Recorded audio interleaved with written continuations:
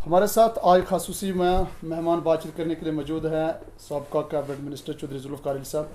Sir खैर मकदम है आपका। जिस तरीक़ाकार से 2018 में कोटरंका को सब डिस्ट्रिक्ट का दर्जा दिया गया और आज कोटरंका के अंदर महकमा तामीरात आमा R&B का जो है सर उसके दफ्तर जो है वो भी ऑफिस खोला है, इसके हवाले से थोड़ा क्या कहना चाहिए? देखिए, मुझे खुशी है कि कोटरंका तरक्की की राह पे गामजन है और मैंने तो उसी मिशन को आगे चलाया जो मिशन मेरे वालिद ने शुरू किया था काफ़ी देर पहले।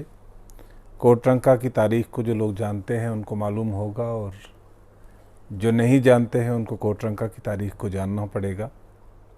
जो नौजवान नस्ल है बिलखुसूस उनको जानना पड़ेगा कि कोटरंका मेरे वालिद के बनाने से पहले यहाँ क्या था। और हमें इस चीज़ की खुशी है कि मेरे वालिद ने यहाँ जो कुछ कायम किया, जितने दफातर यहाँ पे 36 दफातर मेरे वालिद ने कायम किए।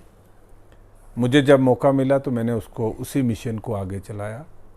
मैंने यहाँ पे सब डिस्ट्रिक्ट बनाया और जब सब डिस्ट्रिक्ट बनाया 2018 में या 17-18 में, तो उस वक़्त सारे ज़िला में हड़ताल हुई। नौशहरा में, कालाकोट में, सुंदरबनी में कि कोटरंका जैसी जगह को आपने सब डिस्ट्रिक्ट दे दिया। और हमारी जो डिमांड थी यहाँ की सुंदरबनी, नौशहरा, कालाकोट की, इतने साल पुरानी डिमांड थी जहाँ तमाम दफातर भी कायम थे। नौशहरा में आप देखेंगे तो PWD डिवीज़न था, इसका इरिगेशन का डिवीज़न था, फॉरेस्ट का डिवीज़न था। सारे दफातर वहाँ डिस्ट्रिक्ट के तकरीबन थे, लेकिन वहाँ सब डिस्ट्रिक्ट नहीं बन पाया। हमारे यहाँ पे सब डिस्ट्रिक्ट क्यों बन गया? तो मैं मशकूर हूँ, मैं जो उस हुकूमत का हिस्सा था, उस वक़्त की क़यादत का भी, कि हमने उस वक़्त कोटरंका के सब डिस्ट्रिक्ट को वापस नहीं होने दिया, बल्कि हमने ज़िला रजौरी में 3 एडिशनल DC और बैठाए, चाहे वो नौशहरा हो, कालाकोट हो, सुंदरबनी हो।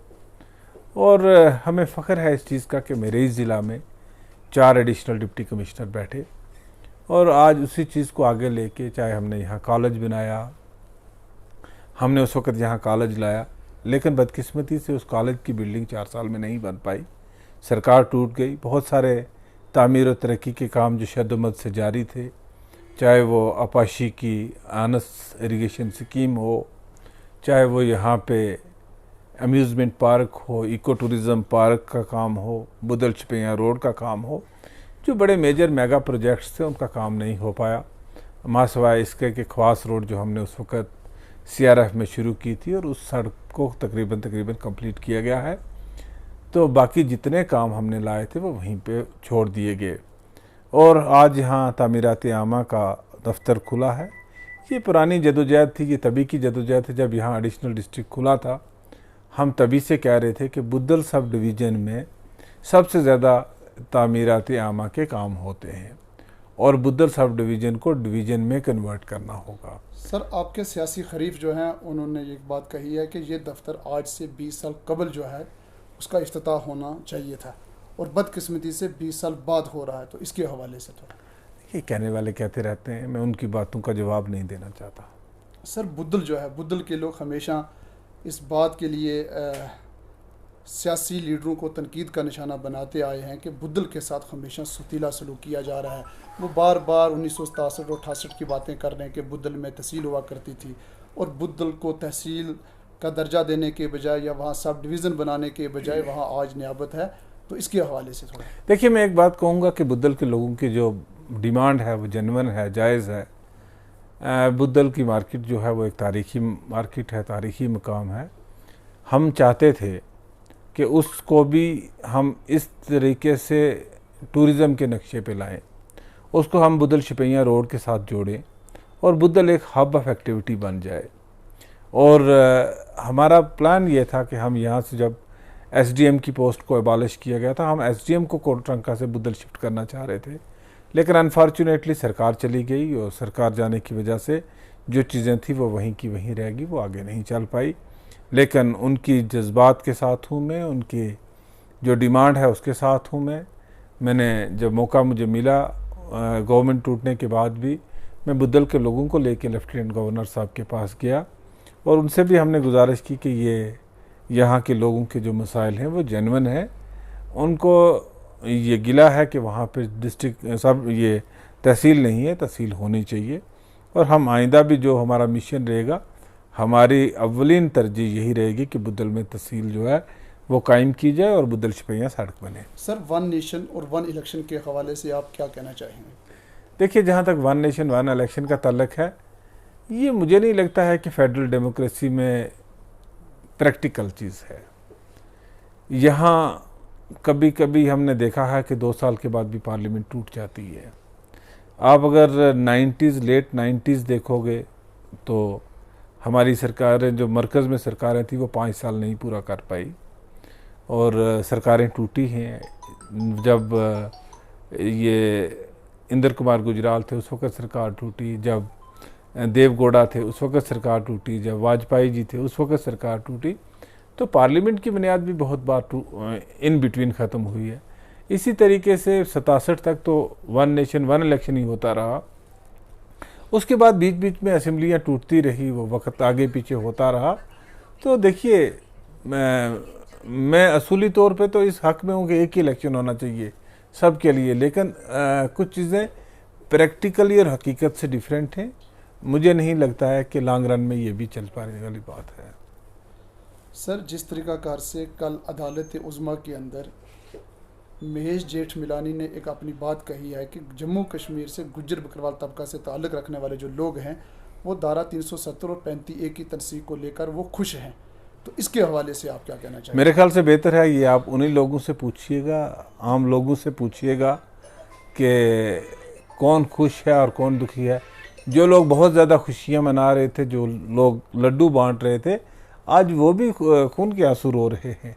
तो मुझे नहीं लगता है कि जम्मू कश्मीर के लोगों में कोई भी आदमी ऐसा है जो 5 अगस्त 2019 के फैसले से खुश हो।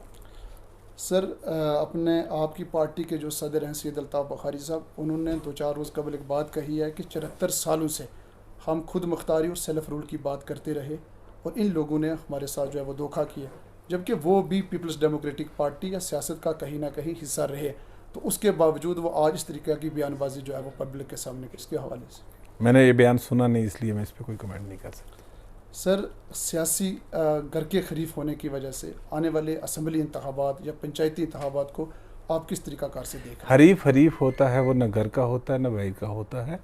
पॉलिटिकल आइडियालॉजी है, पॉलिटिकल अपना एम्बिशन मिशन, लोगों के लिए जज्बा रखने के वो दिल में ख्वाहिश होना, खिदमत खल्क की ख्वाहिश करना बुरी बात नहीं है। जो भी कोई इस मिशन में चलना चाहे तो बड़ी अच्छी बात है। हमें किसी से कोई फ़र्क नहीं पड़ता है कि कौन है कौन नहीं है। हमने यहाँ पे इलेक्शन अक्सर लड़े हैं, यहाँ पे बहुत सारे चैलेंजेस का मुकाबला किया है और हमारे लिए आज की डेट में तो मुझे कोई चैलेंज नज़र नहीं आता। सर, आपकी हुकूमत के दौरान आप भी ट्राइबल के एक मिनिस्टर आपके पास चार्जेस रहा, उसके बावजूद आज आप हर मीटिंग में या कोई भी आपकी जलसा वगैरह होता है तो आप खास करके बुद्धल असम्बली हल्का को लेकर ट्राइबल के ऊपर जो है वो काफ़ी तनकीद का निशाना जो है उस चीज़ को बना रहे हैं, जबकि उनकी तरफ से ये कहना है कि हमारे ज़माने में जो है काम काज दिखाई दे रहे हैं। तो अगर आप किन का ज़माना है, अगर आप अपने वक्त को देखें किन तो का आज ज़माना, उसमें फ़र्क है सर। किन का ज़माना है? जैसे BDC जावेद इकबाल चौधरी साहब, वो क्या वो ट्राइबल के मिनिस्टर हैं क्या? How he can own the department, या वो क्या स्पोक्समैन है उस डिपार्टमेंट के? वो किस हैसियत से उस डिपार्टमेंट की बात करते हैं? हम तो एक डिपार्टमेंट की बात करेंगे जिस डिपार्टमेंट में चोरी हो, जिस डिपार्टमेंट में लूट हो, जिस डिपार्टमेंट से प्रैक्टिकली कुछ ना हो, जिस डिपार्टमेंट में इतना पैसा आया हो मरकज़ की तरफ से। मरकज़ की तरफ से वक्तन फ़वक्तन नई नई स्कीमें आती रहती हैं उनके। आज हमारे ज़माने में PHE में इतना पैसा नहीं होता था, आज जल जीवन में बहुत सारा पैसा आ गया। आज गांव-गांव में पाइपें पड़ी हैं, तो वो जल जीवन मिशन आया ना गवर्नमेंट ऑफ इंडिया का। इससे पहले जब PMGSY नहीं था, गांव-गांव में सड़क नहीं पहुंच पा रही थी। जब गवर्नमेंट ऑफ इंडिया की स्कीमें आती हैं तो वो ग्राउंड तक जाती हैं। और हमें तो ये, हम किसी की ज़ात को तो कभी तनकीद नहीं करते, हम उसकी पूरी इम्प्लीमेंटेशन को करते हैं तनकीद। हम कहते हैं कि जो पैसा आया उसका यूटिलाइजेशन जो है वो गलत हुआ है।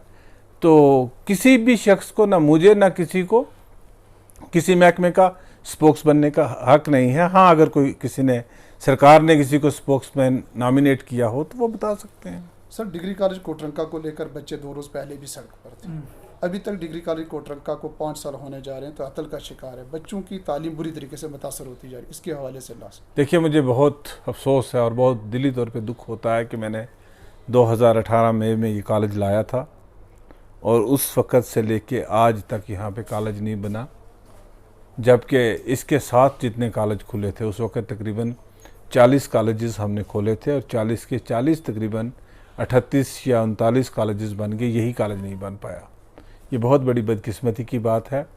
मैंने वक्तन फ़वक्तन सरकार से बात की है और ये मैं तो समझता हूँ कि जो लोगों को बड़े बड़े स्कूल बनाने के ख्वाब दिखा रहे थे, तालीमी निज़ाम को दुरुस्त करने के ख्वाब दिखा रहे थे, ये उनके मुंह पे एक चपेट है कि आप यहाँ डिग्री कॉलेज की बिल्डिंग के लिए जगह की निशानदेही तक नहीं करवा पाए। मैं अश्योर करना चाहता हूँ डिग्री कॉलेज कोटरंका के बच्चों को, कोटरंका के गिरदनवा के रहने वाले लोगों को, कि आपके कॉलेज की बिल्डिंग बनेगी इंशाअल्लाह आपकी ख्वाहिशात के मुताबिक। और मैं कोशिश करूँगा LG साहब से भी मिलने की, एडमिनिस्ट्रेशन से भी बात करके हम जल्द अज जल्द कॉलेज की बिल्डिंग का काम शुरू करवाएंगे। शुक्रिया सर, आपने अपना कीमती वक्त जो दिया उसके लिए एक बार फिर आपका शुक्रिया अदा कीजिए। शुक्रिया।